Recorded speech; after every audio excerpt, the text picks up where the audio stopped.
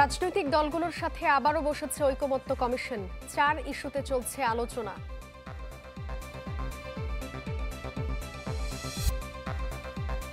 ট্রাইব্যুনালে গুমের অভিযোগ সালাহ উদ্দিনের, নির্মূল হয়নি ফ্যাসিবাদ, মন্তব্য জামায়াত আমিরের। ইশরাকের মেয়রের শপথের দাবিতে আজও বিক্ষোভ, টানা আন্দোলনে কার্যত অচল নগর ভবন।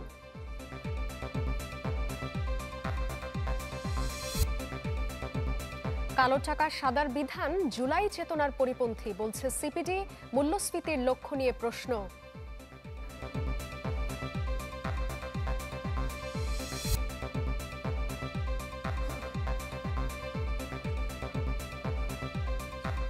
আমন্ত্রণ চ্যানেল 24 এর দুপুর 1টার খবরে শুনছিলেন প্রেসিডেন্সি ইউনিভার্সিটির সংবাদ শিরোনাম। আপনাদের সাথে আছি আমি জান্নাতুল সাদিয়া।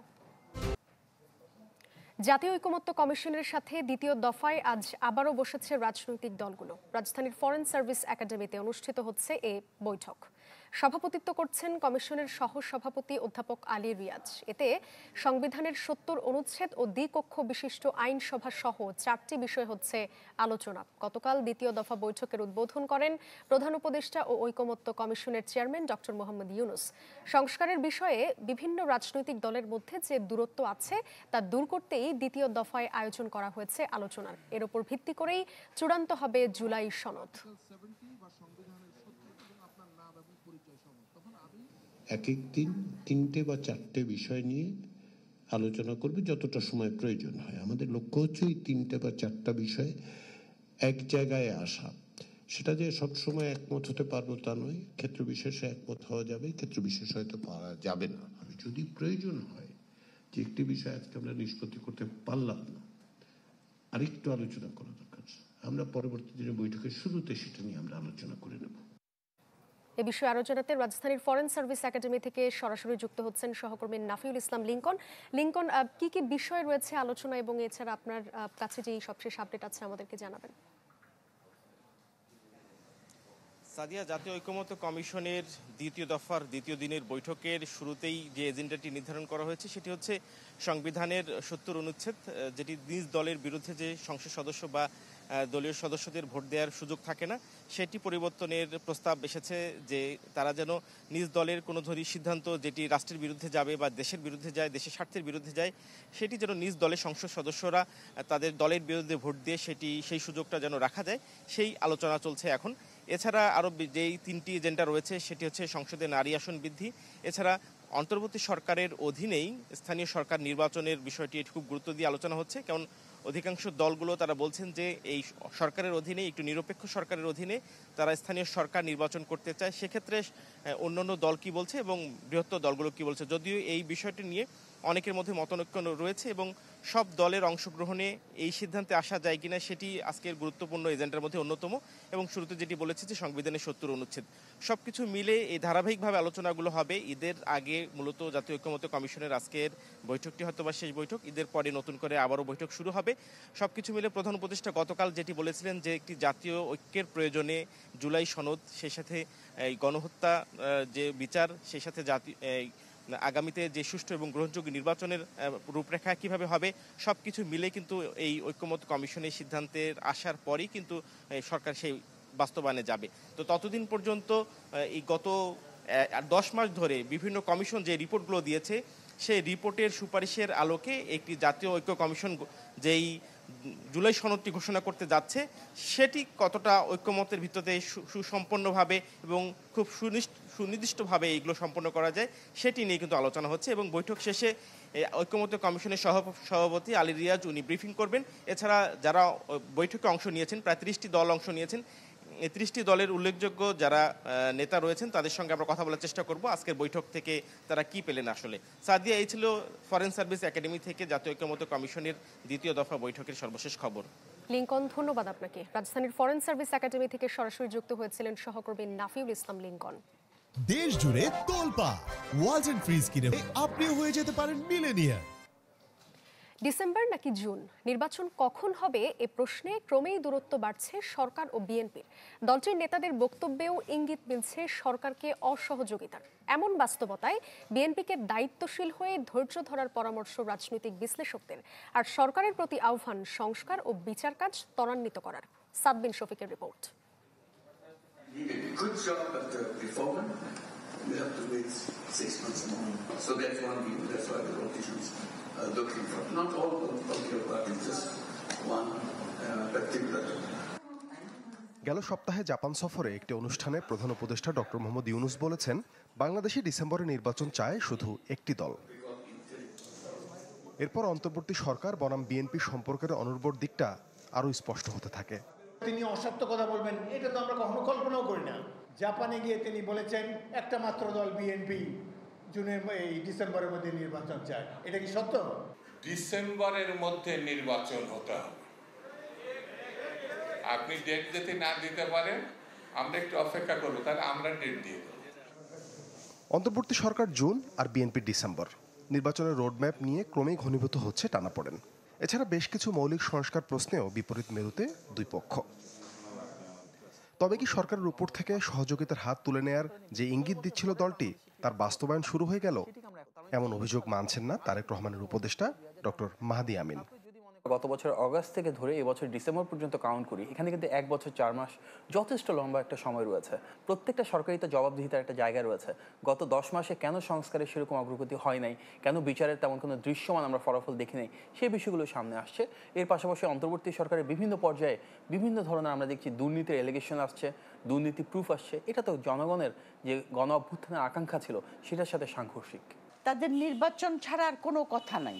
প্রফেসর ইউনূস যেটা বলেছেন যে আমি জুনের 30 তারিখ পর্যন্ত সময় চাই, তো ডিসেম্বর আর জুনের মধ্যে তফাৎ হলো 6 মাস।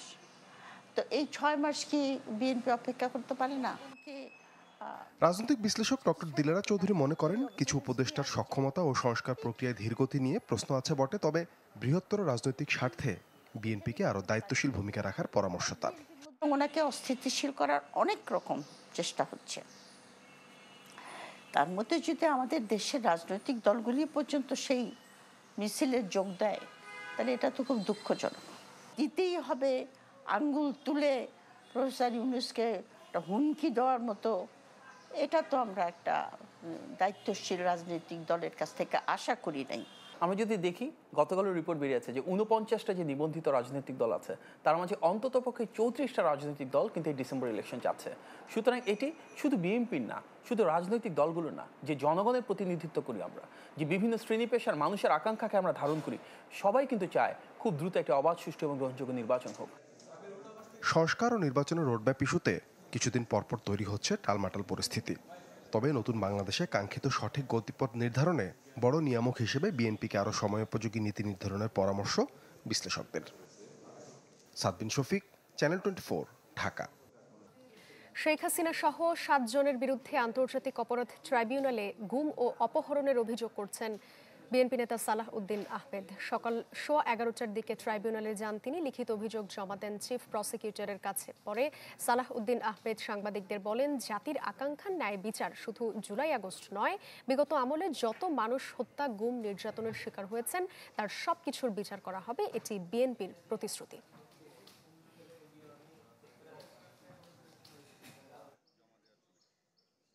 এখানে প্রাথমিকভাবে 7 জনকে আসামি করেছি।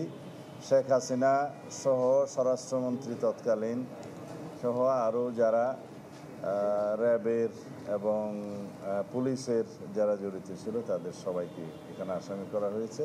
তথ্য উপাত্ত সংগ্রহ করা এবং আইনজীবীদের সাথে আলাপ করে একটা খুব ভালো মতো ড্রাফট রেডি করে জমা দেয়া, যাতে করে এই মামলাটা আমরা প্রমাণ করতে পারি, সেটার জন্য একটু সময় লাগে। গণ অভ্যুত্থানে ফ্যাসিবাদ মুক্ত হলেও দেশ থেকে বিদায় নেয়নি ফ্যাসিজম। রাজধানীর বনানীতে মিট দ্য প্রেসে এ মন্তব্য করেছেন জামায়াত ইসলামীর আমির ডাক্তার শফিকুর রহমান। বাংলাদেশ মামলার ভারে জর্জরিত, আমাদের কোর্টগুলাই বোঝা বহন করতে পারছে না। আর কত বোঝা আমরা এই কোর্টের উপরে তুলে দেব সেটাও আমাদেরকে চিন্তা করতে হবে। তবে হ্যাঁ, এই অপসংস্কৃতির অপনোদনের জন্য এরকম একটা পদক্ষেপ নেওয়াটাই ন্যায্যতার দাবি। আমরা চিন্তা করব বিষয়টা। এবারে 2025-26 অর্থ বছরের বাজেটের খবর।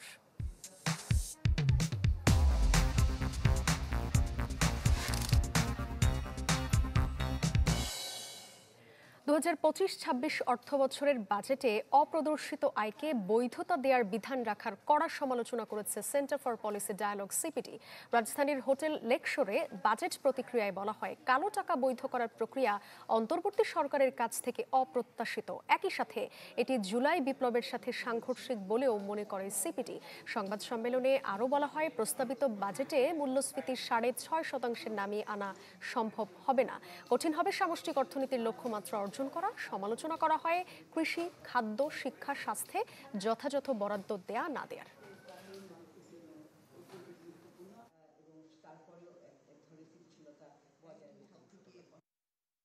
এই বৈষম্যবিহীন স্পিরিটের সাথে বাজেটারি পদক্ষেপগুলো কিন্তু সাযুজ্যপূর্ণ নয়। বিশেষ করে যে বৈষম্যমূলক পদক্ষেপ, কালো টাকা সাদা করার মতো এরকম আরও যে সমস্ত নেতিবাচক পদক্ষেপগুলি রয়েছে সেগুলি পুনর্বিবেচনা করবেন এবং রহিত করবেন, এবং এটা করতে পারলে তিনি আমাদের যে অর্থনৈতিক ব্যবস্থাপনা সেই ব্যবস্থাপনার মধ্যে একটা ফুটপ্রিন্ট রেখে যেতে পারবেন।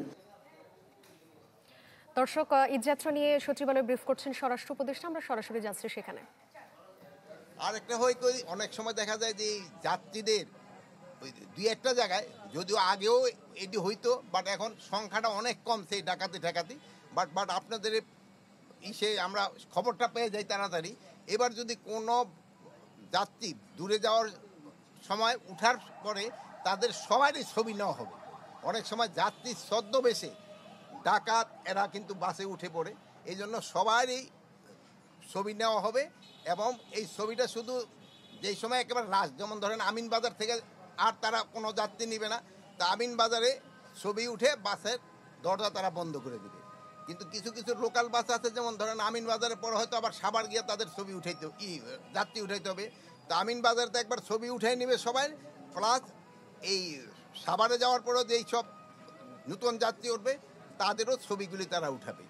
এই ছবিগুলি থাকবে, প্লাস আরেকটাও করা হয়েছে যেখানে প্রতিটা বাসে 3 জন করে লোক থাকে।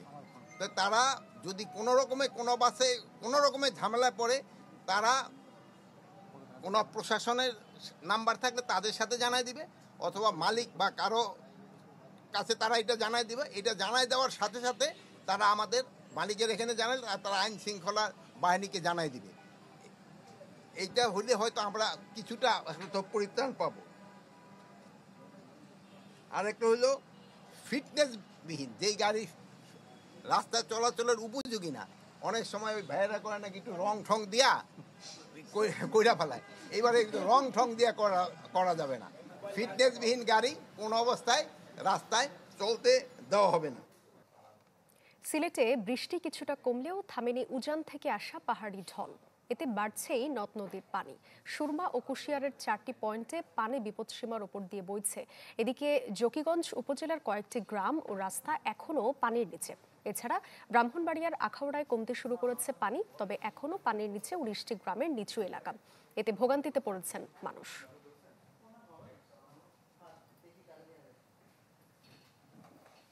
দর্শক, বিএনপি নেতা ইশরাক হোসেনের মেয়রের শপথের দাবিতে বিক্ষোভ করছেন তার কর্মী সমর্থকরা। আরও জানাতে ঢাকা দক্ষিণ সিটি কর্পোরেশনের নগর ভবন থেকে যুক্ত হচ্ছেন সহকর্মী শফিকুল ইসলাম সবুজ। আজকে কিন্তু যে আন্দোলন এখানে চলছে বা অবরোধ কর্মসূচি চলছে তা কিন্তু গেল 18 দিন ধরে চলছে। শুক্র শনি বাদ দিলে প্রায় 20 দিন ধরে কিন্তু ঢাকা দক্ষিণ সিটি কর্পোরেশনের যে দাপ্তরিক কার্যক্রম নগর ভবনে, এই কার্যক্রম কিন্তু পুরোপুরি বন্ধ রয়েছে।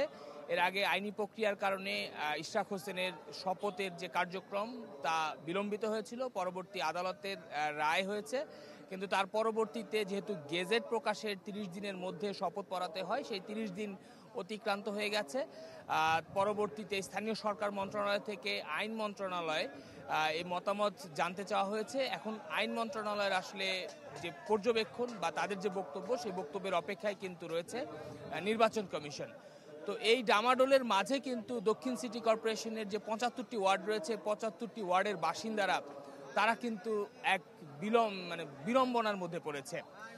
বলা চলে সব ধরনের দাপ্তরিক কাজ বন্ধ রয়েছে। জন্ম সনদ, মৃত্যু সনদ, ওয়ারিশনামা, নাগরিক সনদ সব কাজ বন্ধ রয়েছে। তবে জরুরি যে কার্যক্রম রয়েছে, বর্জ্য ব্যবস্থাপনা, লাইট সহ অন্যান্য যে কাজ তা চলছে।